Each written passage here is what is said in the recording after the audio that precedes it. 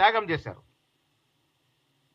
ప్రధానమంత్రి పదవిని త్యాగం చేసే స్థాయిలో ఉన్నటువంటి నాయకులకి ఓటు చోరికి పాటుపడాల్సిన అవసరం ఉంది మాకు. ఓటు చోరికి ఎవరు పాల్పడతారు? అధికారంలో పర్మనెంట్గా ఉండాలన్న వ్యక్తులు పాల్పడతారు. అందుకే మేము ఎక్కడ ఓటు చోరికి పాల్పడలేదు. ఓటు చోరు నిలదీస్తూ ఓటు చోరుని వ్యతిరేకిస్తున్న పార్టీ మాది. ప్రజల ఆభిష్టం మేరకు ప్రజలు ఒకరికి ఓటేస్తే, మెజారిటీ ప్రజలు ఒకరికి ఓటేస్తే, మైనారిటీ ప్రజలు ఓటేసిన వ్యక్తులు ఎన్నికవుతా ఉంటే ఇది ప్రజాస్వామ్య కూని. ఆ కూనిని అరికట్టాలనే సంతకాల సేకరణ కార్యక్రమం రాష్ట్రంలో అక్టోబర్ 15 నాటికి పూర్తి చేస్తాం, పైకి పంపిస్తాం. యూత్ కాంగ్రెస్ కూడా ఈ కార్యక్రమంలో పాల్గొంటాం.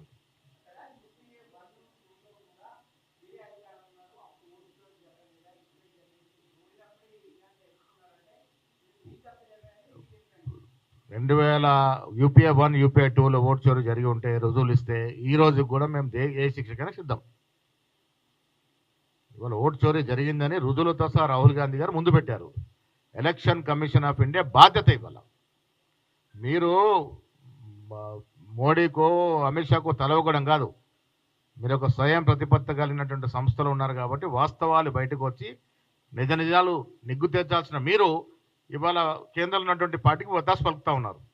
దానికే ఇది ప్రజాక్షేత్రంలో తీసుకెళ్ళినాం. మెజారిటీ ప్రజలు నమ్ముతూ ఉన్నారు. ఇలా అందుకే సంతకాల సేకరణలో విజయవంతం అవుతా ఉంది.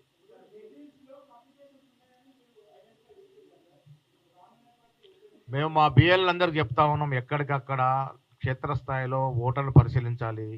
నిజమైన ఓటర్లకి ఎక్కడ నష్టం జరగకూడదు. ఫేక్ ఓట్స్ ఉన్నా, డబుల్ ఓట్స్ ఉన్నా, దొంగ ఓట్లున్నా తొలగించే విధంగా మా బిఎల్ఏలు ప్రయత్నం చేస్తారు. ఎస్, నెక్స్ట్ అదే అంశానికి వస్తూ ఉన్నాను. ఇదొక అంశం, ఇది సపరేట్. ఇవాళ నేను కానీ పెద్దలు హనుమంతరావు గారు కానీ, బీసీ మంత్రులు పొన్నం ప్రభాకర్, సురేఖ్ గారు, శ్రీహరి గారు, బీసీ ఎమ్మెల్యేలు, బీసీ పార్లమెంట్ సభ్యులు కాకుండా మా పార్లమెంట్ సభ్యులు, శాసనసభ్యులు కులాలకి, మతాలకి, పార్టీలకు అతీతంగా దీన్ని హర్షిస్తూ ఉన్నారు. కారణం ఇదొక సామాజిక మార్పు, సామాజిక విప్లవం. బీసీ రిజర్వేషన్ కేవలం బీసీలకి లబ్ధే కాదు, ఇది సమాజంలో పెను మార్పులకు శ్రీకారం చుట్టేటువంటి అంశం. ఇది కేవలం బీసీ కోణంలో చూడొద్దు.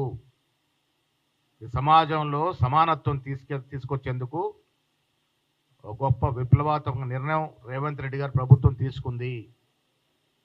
మీ ద్వారా రాష్ట్ర ముఖ్యమంత్రి గారికి, రేవంత్ రెడ్డి గారికి, యావత్ మంత్రి మండలికి ఈ బిల్లు తీసుకురావడానికి దోహదపడిన అందరూ కూడా నేను ధన్యవాదాలు తెలియజేస్తా ఉన్నాను, కృతజ్ఞతలు తెలియజేస్తా ఉన్నాను.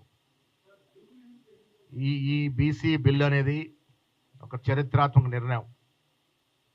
కాంగ్రెస్ పార్టీకి చిత్తశుద్ధి ఉంది కాబట్టే రాహుల్ గాంధీ తీసుకున్న నినాదం ఇవాళ ఒక ఉద్యమంలాగా మారింది. కాబట్టి రాహుల్ గాంధీ గారి ఆశయాన్ని పరిపూర్ణంగా నిజం చేస్తూ రేవంత్ రెడ్డి గారు కుల సర్వేకి ఆదేశించడం, కుల సర్వే ద్వారా తెలిసిన అంశాల ఆధారంగా మేము ఇలా 3 చట్టాలు చేయడం, 3 చట్టాలు కూడా కేంద్రంలో పెండింగ్లు ఉండడం, మళ్ళీ ఆర్డినెన్స్ తీసుకురావడం, అది కూడా గవర్నర్ కేంద్రానికి పంపడం, వారు కాలయాపన చేస్తూ ఉన్నారు. బీసీలకి దక్కాల్సిన ఫలాలు నోటి దాకా వచ్చిన ముద్దని తలదనుతున్నారు కిషన్ రెడ్డి గారు, సంజయ్ గారు. కాబట్టి ఇవాళ ప్రభుత్వం అన్ని కోణాలు ఆలోచించి జీవో తీసుకొచ్చింది.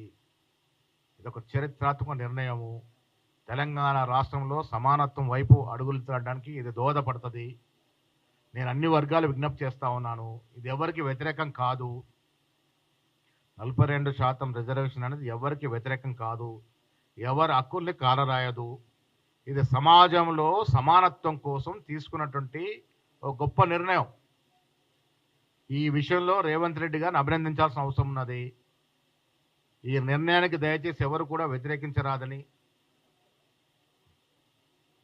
ముందు మద్దతు ఇస్తున్నట్టు మాయమా